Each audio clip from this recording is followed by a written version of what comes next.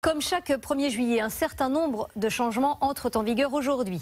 La fin des nouvelles chaudières au fioul ou au charbon, la simplification de la procédure pour un changement de nom et puis des mesures en faveur du pouvoir d'achat. Et ce sont celles-ci qui ont retenu l'attention de Vicky Bogart ce soir. Alors Vicky, quels sont les coups de pouce pour le pouvoir d'achat des Français ? Il y a tout d'abord la hausse des allocations chômage. Elles sont revalorisées de 2,9% à partir de ce vendredi.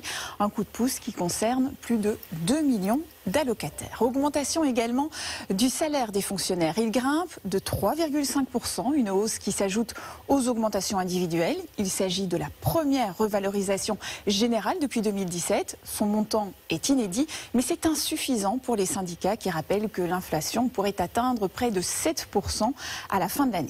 Exemple, pour un agent d'accueil en début de carrière, cela correspond à une augmentation de 45 € net par mois. Pour un professeur des écoles avec 7 ans d'ancienneté, c'est 62 € de plus par mois. Enfin, pour une sage-femme avec 20 ans d'ancienneté, c'est 110 € net de plus par mois.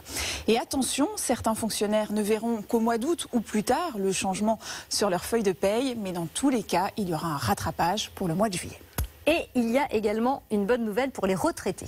Oui, tout à fait, un coup de pouce de 4% à nouveau pour lutter contre l'inflation, pour les pensions de retraite et d'invalidité des régimes de base, mais aussi pour les prestations familiales et les minima sociaux dont le RSA. Pour que ce soit effectif, il faut attendre le vote de la loi sur le pouvoir d'achat, mais là encore, il devrait y avoir un effet rétroactif au 1er juillet.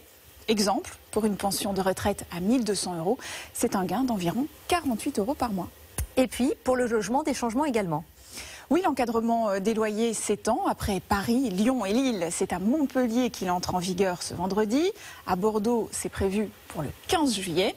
Pour rappel, ce dispositif interdit de louer un appartement ou une maison au-delà d'un certain prix au mètre carré.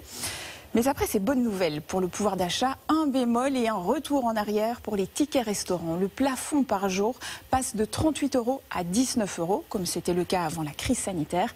Et leur utilisation n'est plus possible le dimanche et les jours fériés. Merci beaucoup Vicky pour toutes ces précisions.